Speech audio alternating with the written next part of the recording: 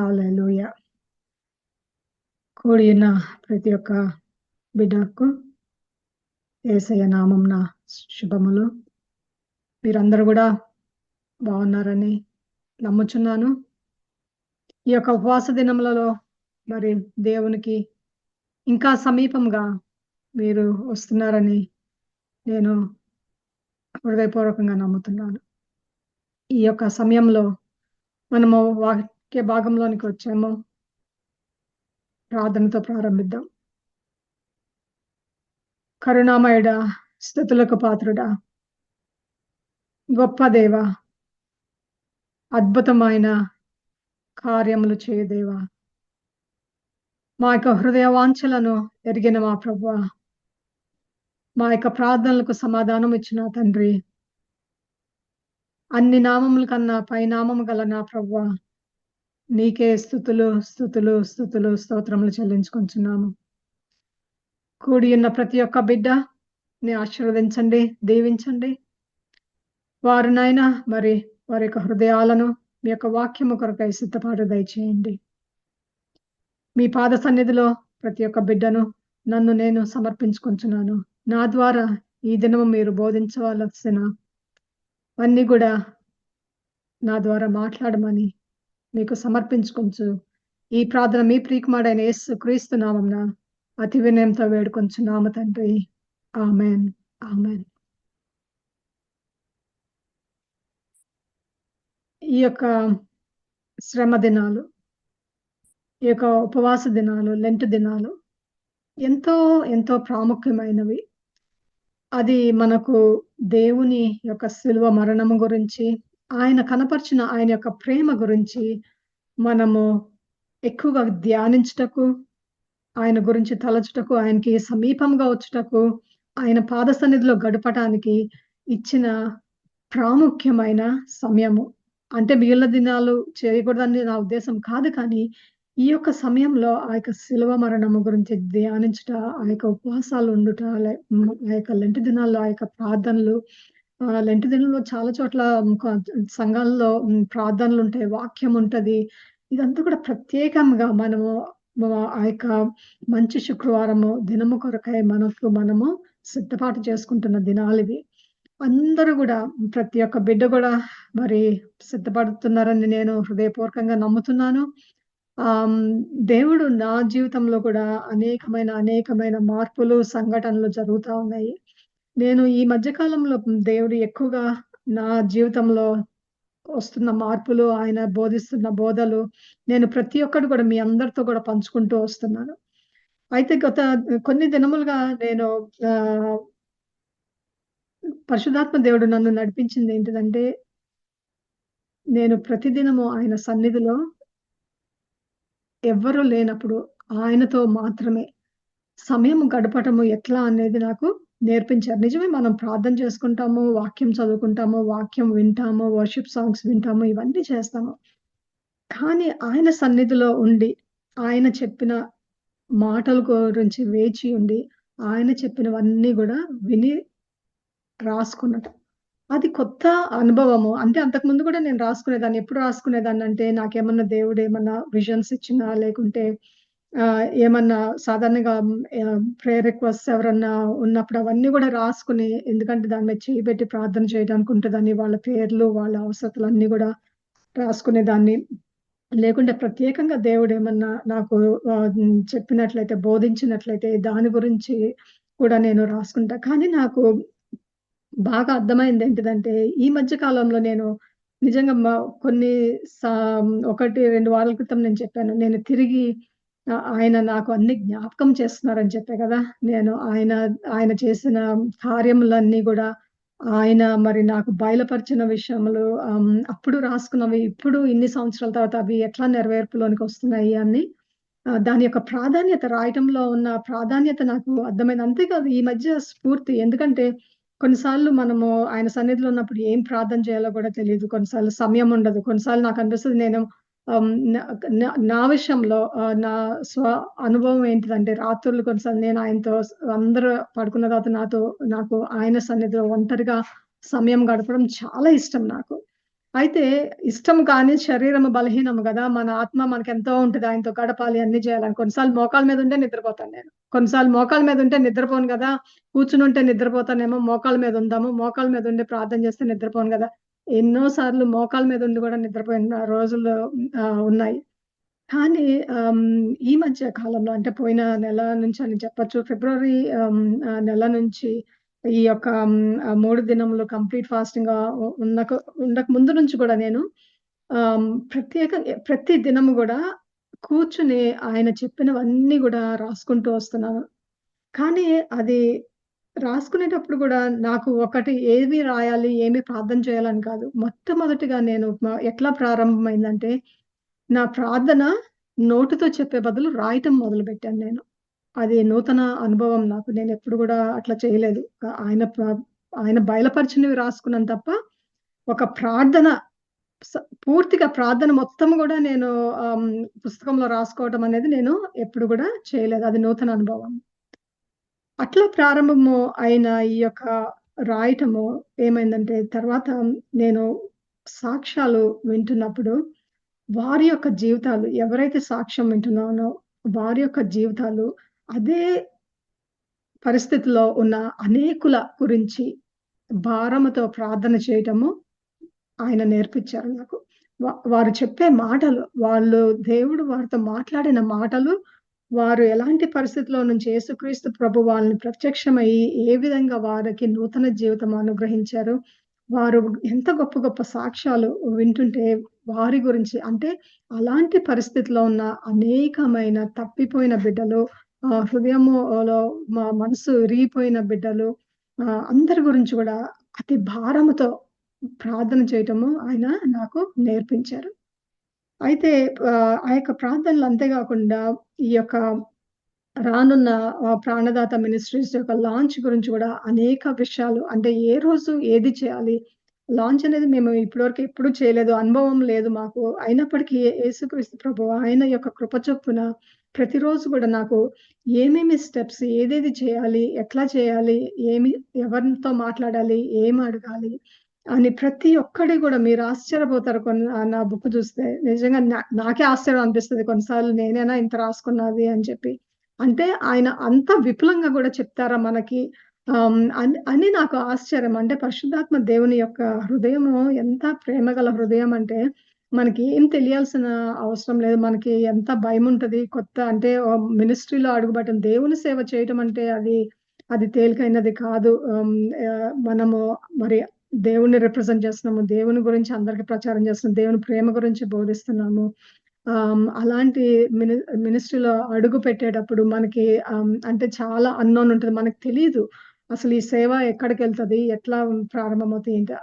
కేవలము ప్రస్తుతము నేను చేసేదేంటిదంటే, ఆయన నాకు ఏదైతే బోధిస్తున్నారో ప్రతిదినము రాసుకోవటము, రెండో రోజు ఉదయం లేసిన తర్వాత ఈయనకి చెప్పటము. అంటే పరిశుద్ధాత్మ దేవుడు రాత్రి నాకు ఇవన్నీ చెప్పారు. మనము ఈ పని చేయాలి, ఈ పని చేయాలి, ఇలాగ చేయాలి, ఇట్లా మనం చేయాలి అని చెప్పి అది వెబ్‌సైట్ విషయంలో అయితేనేమి అన్ని విషయాల్లో అంటే రిజిస్ట్రేషన్ విషయంలో గానీ, ఇంకా ఏది ఎట్లా చేయాలి అన్నది ప్రతి ఒక్కటి గూడా విపులంగా చిన్న చిన్న విషయాలు గూడా ఎంతో విపులంగా ఒక్కొక్క స్టెప్ రాసి అది ప అది నిజంగా అవి రాసుకోవటము, తర్వాత అవన్నీ గూడా పరిపూర్ణతలోనికి రావటము నాకు ఎంత అంటే కొత్త అనుభవము.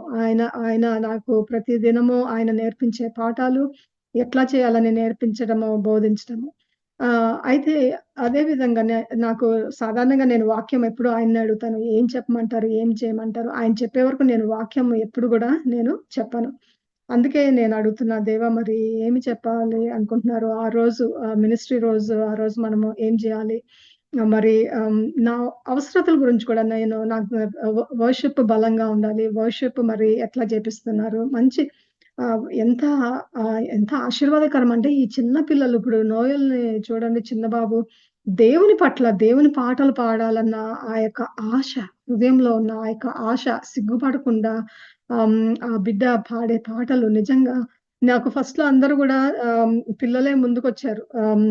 ఈ మినిస్ట్రీకి పాడటానికి. దానికి నాకు చాలా సంతోషమనిపించింది. ఎందుకంటే ఈ చిన్న ప్రాయం నుంచి ఈ బిడ్డలు మంచిగా దేవుని స్తుతించటము అంటే ఎంత ఆశీర్వాదకరమో. ఆ బిడ్డలకి ఆశీర్వాదకరము, తల్లిదండ్రులకి ఆశీర్వాదకరము. మనలాంటి వాళ్ళకి వాళ్ళని చూస్తే నిజంగా ఎంతో ముచ్చటగా ఉంటది. ఇంకా దేవుని హృదయం అయితే ఇంకా కరిగిపోతుండొచ్చు అనిపిస్తది నాకైతే ఈ పిల్లలు పాడుతా ఉంటే. అయినప్పటికీ గూడా ఆహ్, ఆహ్, మన ఆహ్, ఏది అవసరత అనుకుంటే ఆయన అది అనుగ్రహిస్తున్నారు. వర్షిప్ విషయంలో గానీ, లేకుంటే ఫైనాన్షియల్‌గా కానీ, దేవా మరి మనకి ఇది ఇంత అవుతది, ఏం చేయను అని రాసుకొని, దీనికి ఇంత అవుతది, దీనికి ఇంత అవుతది, మనకి ఇంత తక్కువ పడతది. మరి నాకు ఇంత అవసరముంది. అంటే ఖచ్చితమైన ఏదో సుమారుగా నాకొక 10,000 ఇచ్చేసేయండి, నాకొక 5,000 ఇచ్చేసేయండి, లేకుంటే నాకు ఇంతివ్వండని అంటే అట్లా గాకుండా ఖచ్చితంగా మన అవసరత ఏంటిది అని ఆయన రాపిస్తుంటే నాకనిపిస్తది.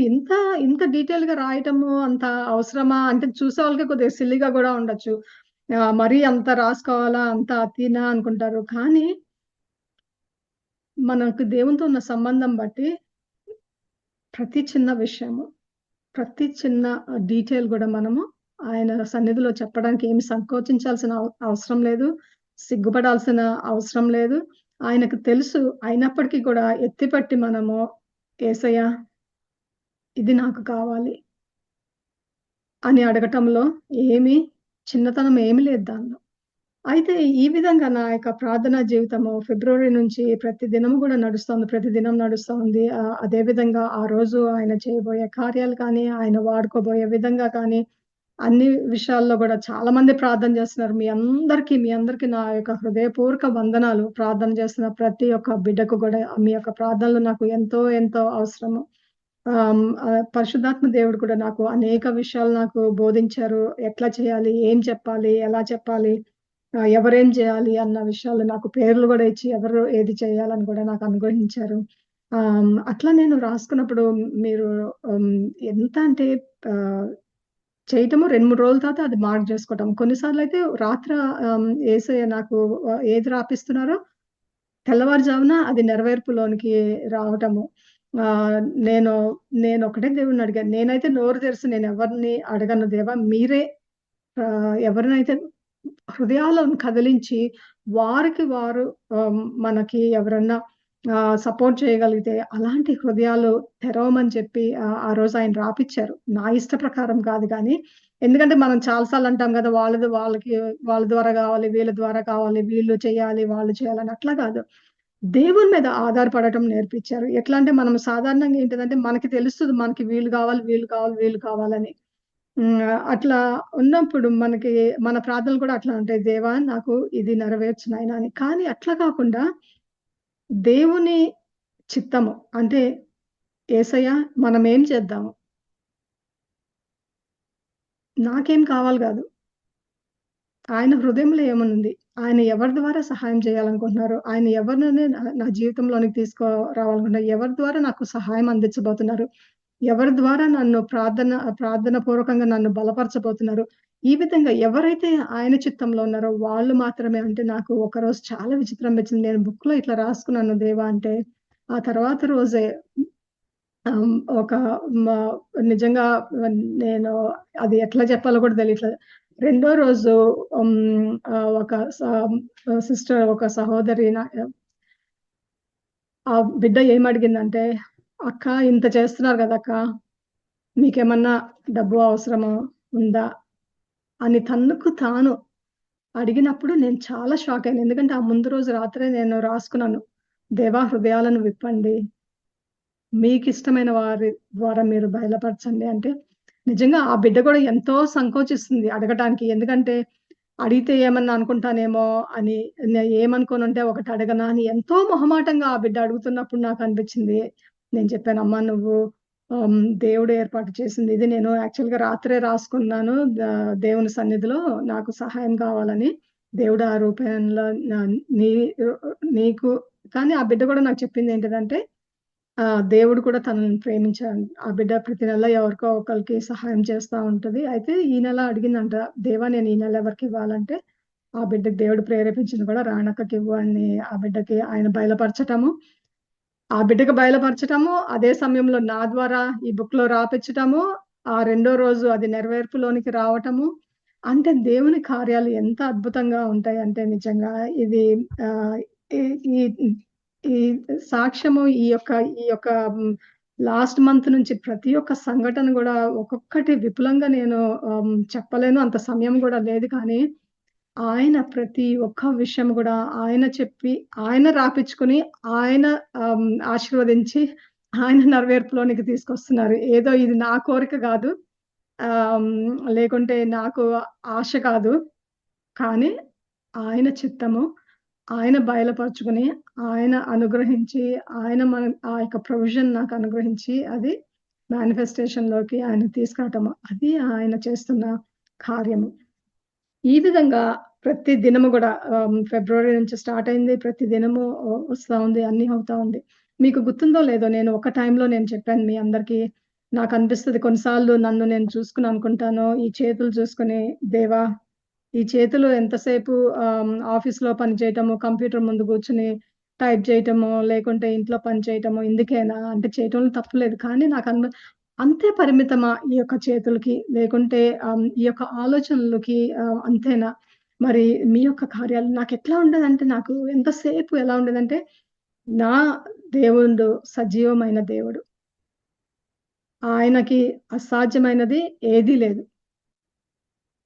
అంటే అది హ్మ్. చా ఆ విశ్వాసం ఎట్లాంటి విశ్వాసం అంటే, నా తండ్రికి అసాధ్యమైనది ఏదీ లేదు. అది ఏదైనా గానివి, ఎంత కష్టతరమైనా కానివి, ఎవరన్నా అనొచ్చు ఇది జరగటము అసాధ్యము అని అనుకోవచ్చు కానీ, నేనెప్పుడు అట్లా అనుకోను. ఎప్పుడు గూడా నేను అసాధ్యమని అనుకోను. ఎందుకంటే, నా దేవుడు శక్తిగల దేవుడు. ఆయన నామంలో యేసుక్రీస్తు నామంలో మనము అడిగినప్పుడు, ఆయన చిత్తానుసారంగా మనం అడిగినప్పుడు ఆయన తప్పకుండా నెరవేరుస్తారని ఆయన వాగ్దానం ఇచ్చారు. ఆయన వాగ్దానంలో నమ్మకముంది.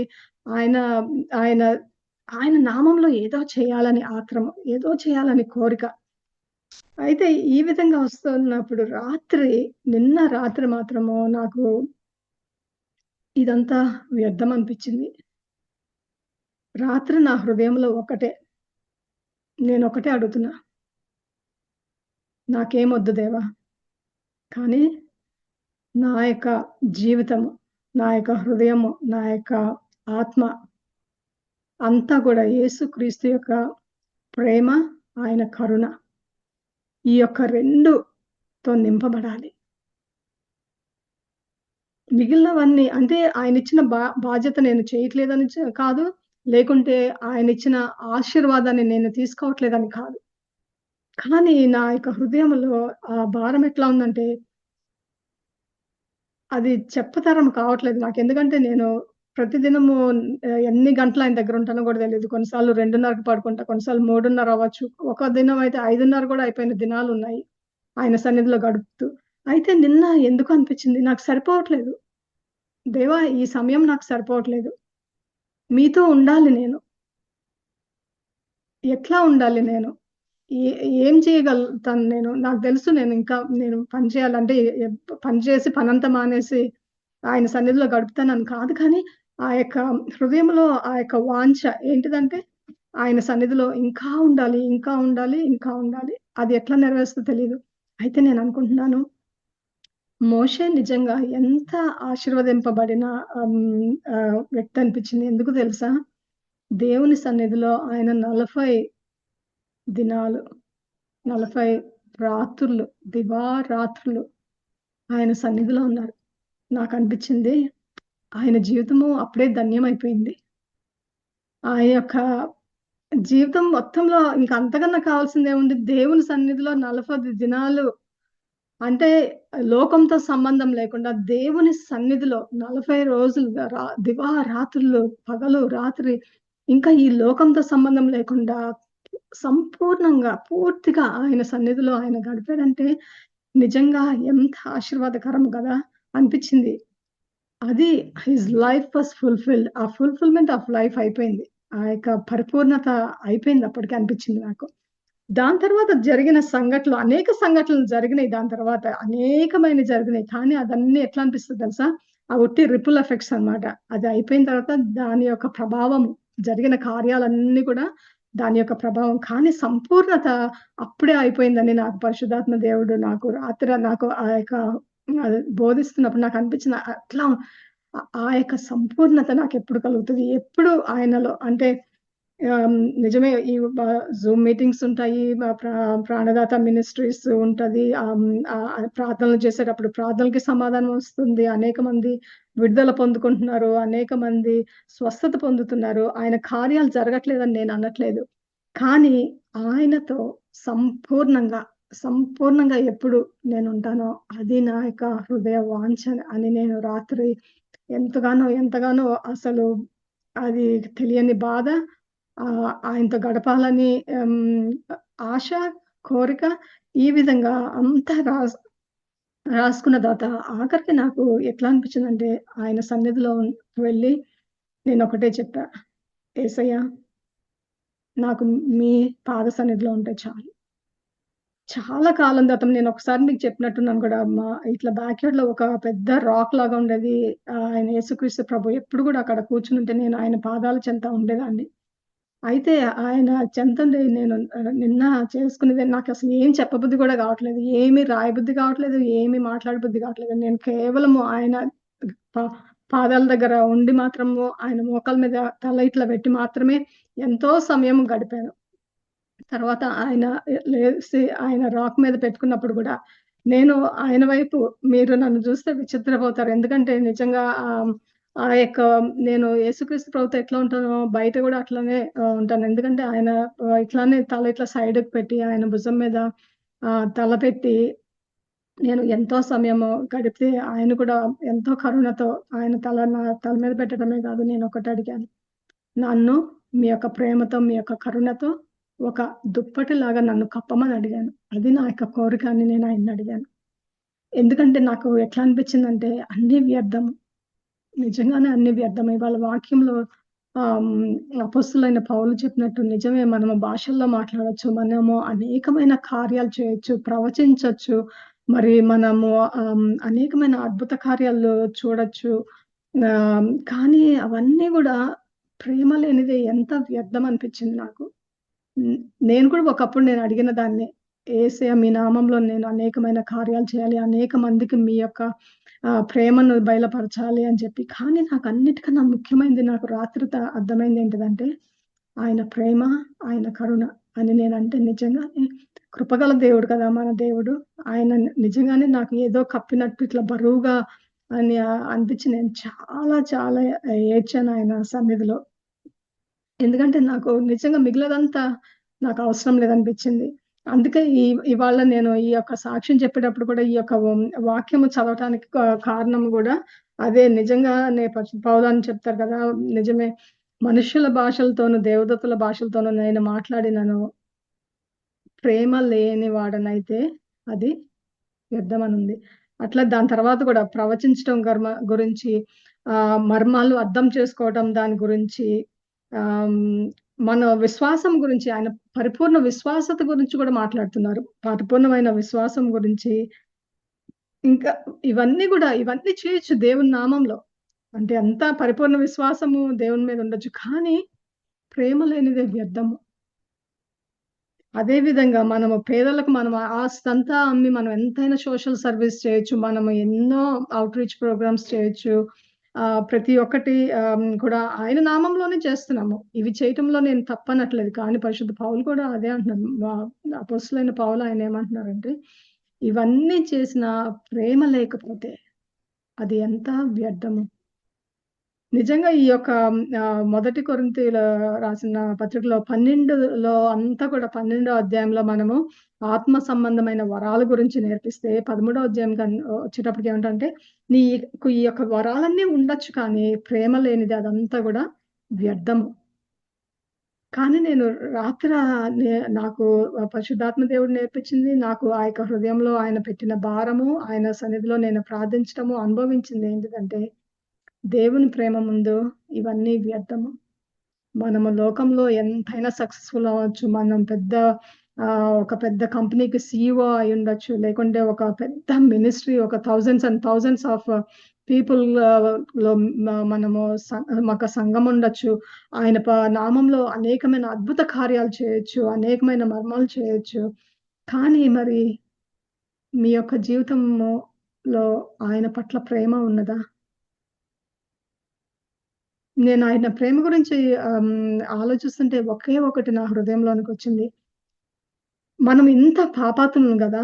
ఎంత పాపం జేస్తే దేవుడు తన ఏకైక కుమారుడిని ఈ లోకంలోనికి పంపించారు. పాపముతో నిండియున్న ఈ లోకంలోనికి పంపించారు.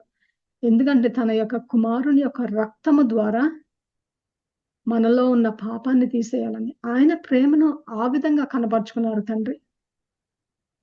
యేసుక్రీస్తు ప్రభువు గూడా ఆయన ప్రేమ ఎట్లా కనపరుచుకున్నారంటే తండ్రికి లోబడి ఆయన ఇక్కడికొచ్చి ఆయన భయంకరమైన శిలువ మరణము, ఆయన ఆఖరి రక్తపు బొట్టు ఆ యొక్క శిలువ మీద ఆయన మన గురించి ప్రోక్షించారు.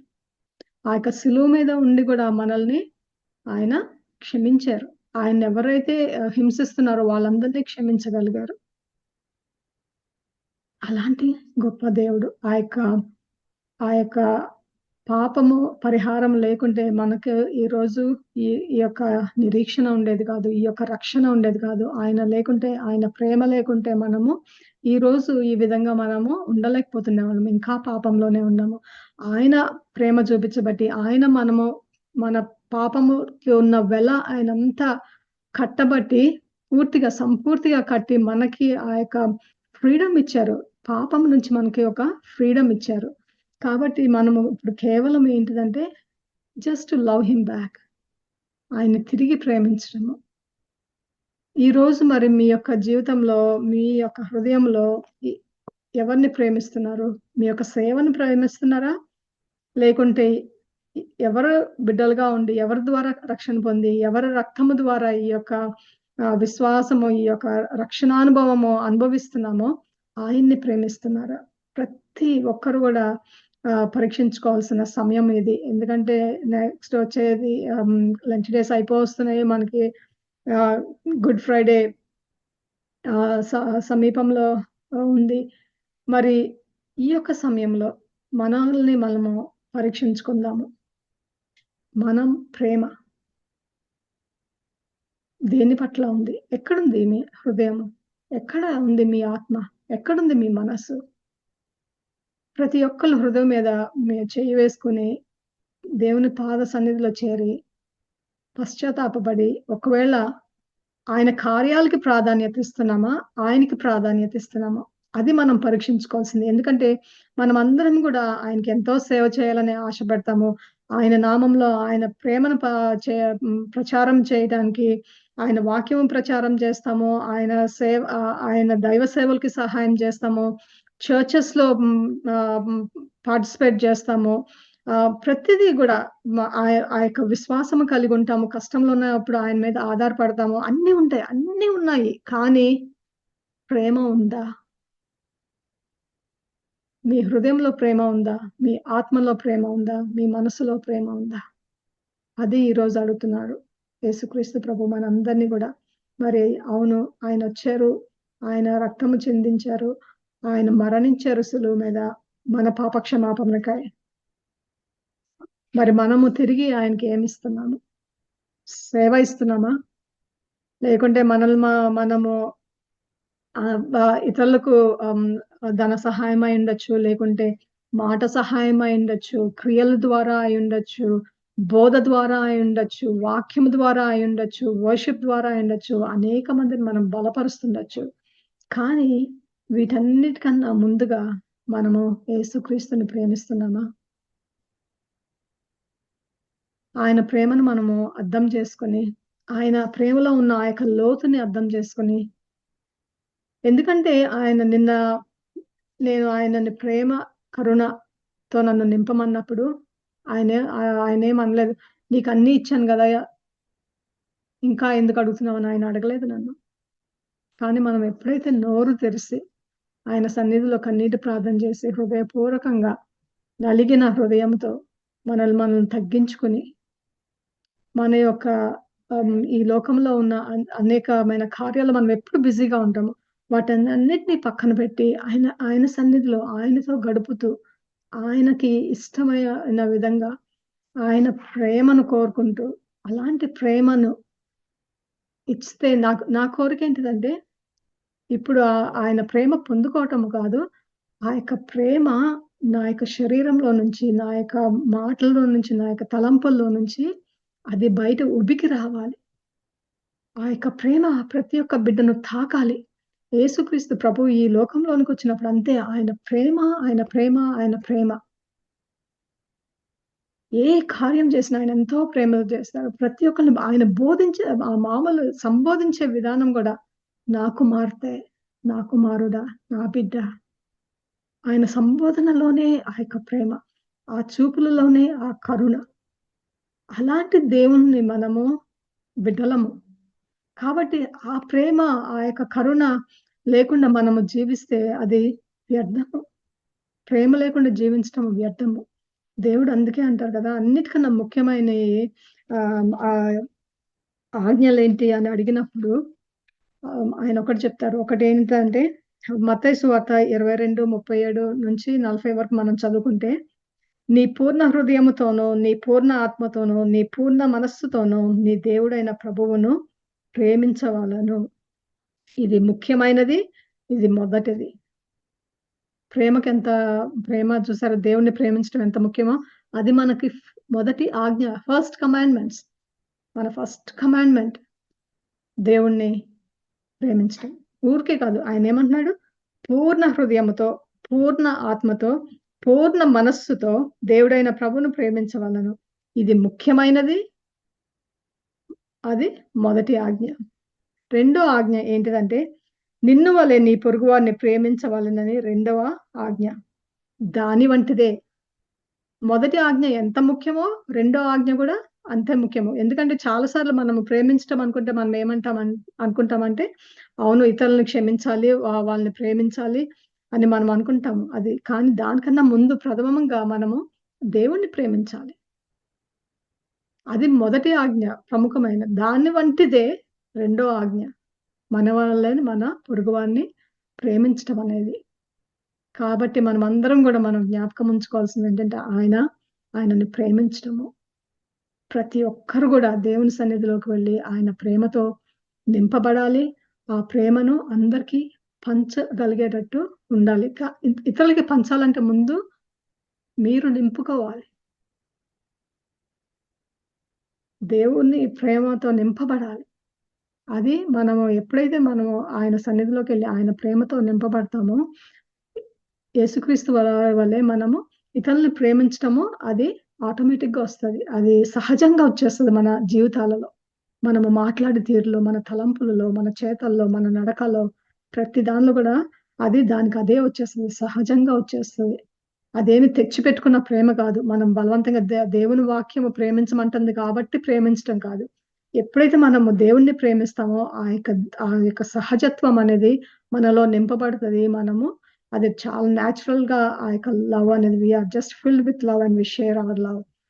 యేసుక్రీస్తు ప్రేమ అంత గొప్పది. కాబట్టి ఈ యొక్క దినము ప్రతి ఒక్క బిడ్డ గూడా దేవుని సన్నిధిలో చేరి ఆ యొక్క ప్రేమతో నింపబడండి. ఆ యొక్క ప్రేమ కావాలని ఆయన సన్నిధిలో గోజాడండి. And he is willing to give it. మీరేమి సంకోచించొద్దు. ఆయనని అడగాలే గాని ఆయన సంతోషంగా మనం ఎక్కడుంటామో మన స్థానానికి ఆయన వచ్చి అది మనకి అనుగ్రహిస్తారు. అది నేను ఈ యొక్క అనుభవాలన్నీ మీకెందుకు చెప్తున్నానంటే, మనం కొన్నిసార్లు చాలా సంకోచిస్తాము దేవుడిని అడగడానికి. దేవుడిని ఇది అడగచ్చా? ఇది ఆహ్, సబబేనా అడగటము అని. దేవుని సన్నిధిలో మనము అడగకూడదంటూ ఏమీ లేదు.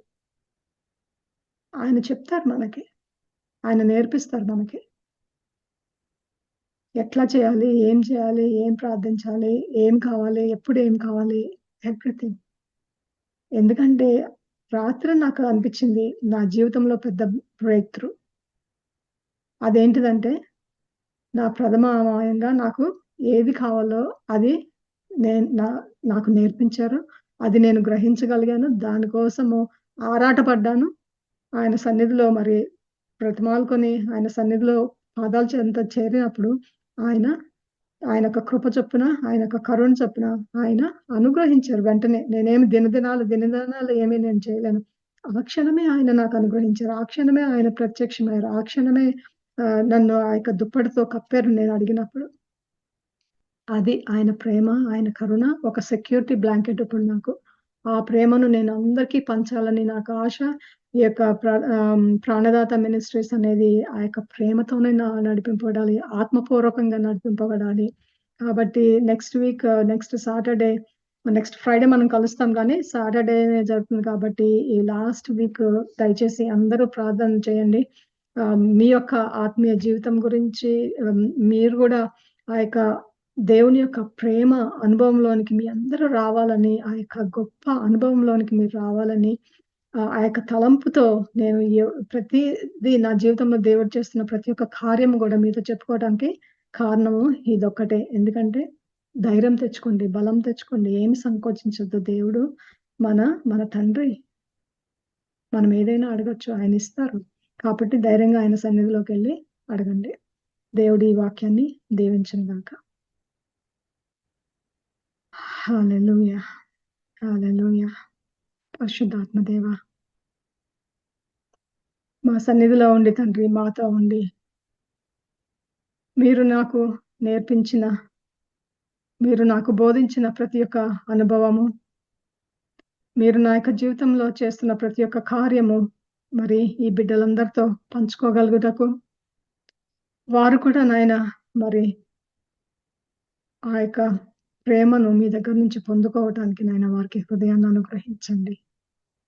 ప్రతి ఒక్కళ్ళము గూడా నాయన మరి కుటుంబంలో ఉన్న సమస్యలు, పనుల్లో ఉన్న సమస్యలు, శరీరంలో ఉన్న సమస్యలు, ఈ విధంగా నాయన ఎన్నో సమస్యలు పిల్లల గురించి అయ్యుండొచ్చు, వివాహ జీవితంలో అయ్యుండొచ్చు, చదువులలో అయ్యుండొచ్చు నాయన.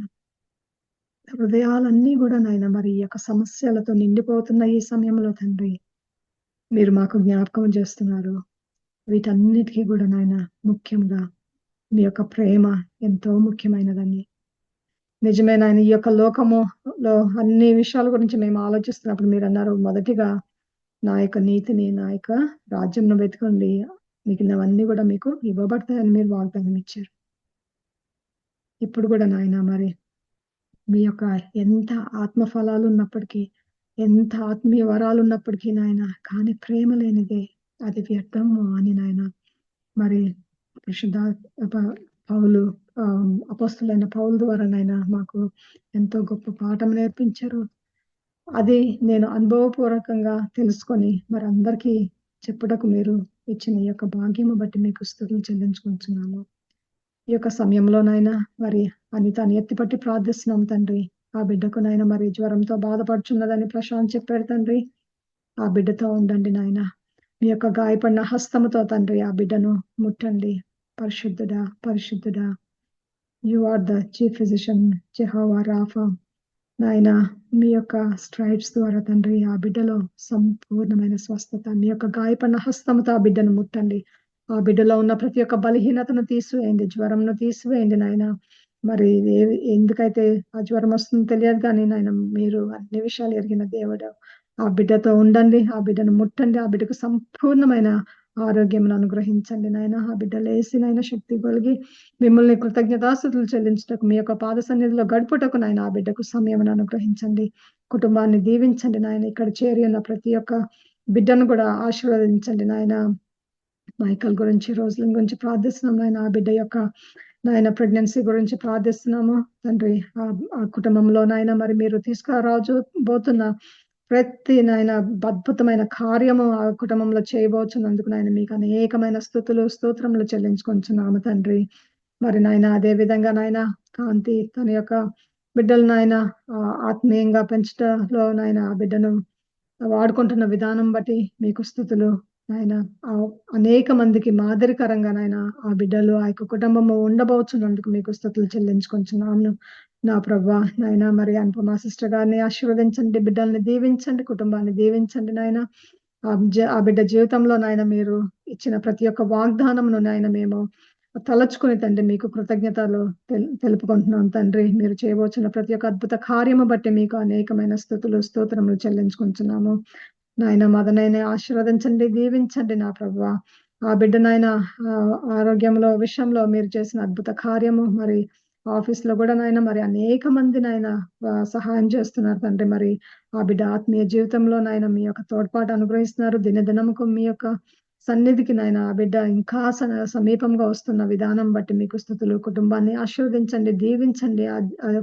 కుటుంబంలో నాయన the things you are going to turn around Lord. అందుబట్టి నాయన మీకు కృతజ్ఞతలు చెల్లించుకుంటున్నాం. మీరు ఇవ్వబోతున్న ఆశీర్వాదం బట్టి మీకు అనేకమైన స్తుతులు, స్తోత్రములు చెల్లించుకుంటున్నాను నా ప్రభువా. తండ్రి అదే విధంగా నాయన మరి ఆహ్, ఆహ్, శాంతిని నాయన మరి రాజాని ఆ యొక్క బిడ్డలను ఆశీర్వదించండి, దీవించండి. వారి సేవను ఆశీర్వదించండి నాయన. మరి ఉపవాస దినములలో నాయన ఆ బిడ్డలు ప్రతి దినము కూడా నాయన వారి యొక్క సంఘంలో ప్రార్థనలు జరుగుతుండగా నాయన మీరే వారికి తోడుగా ఉండండి. అనేకమైన బిడ్డలకు నాయన మరి ఆత్మీయ తల్లిదండ్రులుగా ఉండి, మాదిరికరంగా ఉండి అనేక మందిని నాయన మీ పాద సన్నిధులకి నాయన తీసుకురాబోచున్నందుకు ఇవ్వబోచున్న ఈ యొక్క గొప్ప వాగ్దానం బట్టి మీకే స్తుతులు, స్తోత్రములు చెల్లించుకొంచున్నాము నా ప్రభువా. నాయన ఈయనను ఆశీర్వదించండి, దీవించండి నాయన. మరి మీరు చెప్పిన ప్రతి ఒక్క కార్యము కూడా నాయన మరి ఈయన ముందు ఉండి నాయన ప్రతిదీ కూడా నాయన ఈయన ద్వారా నెరవేర్పులోనికి తీసుకొస్తున్నారు నాయన. ఆయనకిచ్చిన జ్ఞానము బట్టి, ఆయనకిచ్చిన ఓపికను బట్టి, ఇచ్చిన ఆరోగ్యము బట్టి మీకు స్తుతులు నాయన. నా యొక్క కుటుంబాన్ని కూడా ఆశీర్వదించండి, బిడ్డల్ని ఆశీర్వదించండి, దీవించండి నాయన. మరి వారు నాయన అన్ని విషయాల్లో కూడా తండ్రి మరి నాతో ఉండి నాకిస్తున్న ఈ యొక్క పెద్ద సపోర్ట్ బట్టి మీకే ఎనలేని స్తుతులు, స్తోత్రములు చెల్లించుకుంటున్నాను. నా ప్రభా మనోజ్‌ని ఆశీర్వదించండి, దీవించండి నాయన. ఆ బిడ్డకి నాయన మంచి ఆరోగ్యంను ఇవ్వబోచున్నందుకు నాయన ఆ బిడ్డ యొక్క జాబ్ విషయంలో నాయన మీరు తీసుకురాబోచున్న పెద్ద బ్రేక్ త్రూ బట్టి మీకు స్తుతులు చెల్లించుకుంటున్నాను నా ప్రభువా. ఆ బిడ్డను గొప్ప సాక్షి బిడ్డగా కూడా నిలుపుకోబోతున్నారని వాగ్దానం ఇస్తున్నారు. తన తండ్రికి నాయన మదనికి మంచి ఒక సేవలో ఒక రైట్ హ్యాండ్‌గా ఆ బిడ్డను వాడుకోబోచున్నారనే ప్రవచనము అనుగ్రహిస్తున్నారు ఆ బిడ్డకు. ఆ బిడ్డను ఆశీర్వదించండి నాయన. ప్రతి ఒక్క బిడ్డకు ఇచ్చిన దీవెనలను బట్టి ఆ కుటుంబాల్లో మీరు చేయబోచున్న అద్భుతమైన కార్యాలు బట్టి నాయన మీకే స్తుతులు, స్తోత్రములు చెల్లించుకొంచున్నాను నాయన. ప్రతి ఒక్క బిడ్డను కూడా నాయన మీరు ముట్టండి, తాకండి. మీ యొక్క సన్నిధి వారిలో ఉంచండి. మీ యొక్క దూతల యొక్క కాపుదల భద్రత, మీ యొక్క రక్తపు కంచి ప్రతి ఒక్క బిడ్డ చుట్టూ ఉంచి నాయన మీరే వారిని నాయన మీ యొక్క మంచి సాక్షి బిడ్డలుగా ప్రతి ఒక్క బిడ్డను నిలుపుకొని ఈ యొక్క మా జూమ్ మీటింగ్‌లో నాయన గొప్ప గొప్ప సాక్ష్యాలు వినుటకు నాయన మిమ్మల్ని ఆరాధించుటకు, మిమ్మల్ని కొనియాడుటకు నాయన మరి యొక్క దినము మా యొక్క జీవితాల్లో అనుగ్రహించండి. ఈ ప్రార్థన మీ ప్రియకుమారుడైన యేసుక్రీస్తు నామమున అతి వినయంతో వేడుకొంచున్నాము తండ్రి. ఆమేన్. ఆమేన్. ప్రభువైన యేసుక్రీస్తు కృపయు, దేవుని ప్రేమయు, పరిశుద్ధాత్మ సహవాసమును మీకందరికీ తోడయ్యుండును గాక. ఆమేన్. God bless you all. దేవుడు మీ అందరిని దీవించును గాక.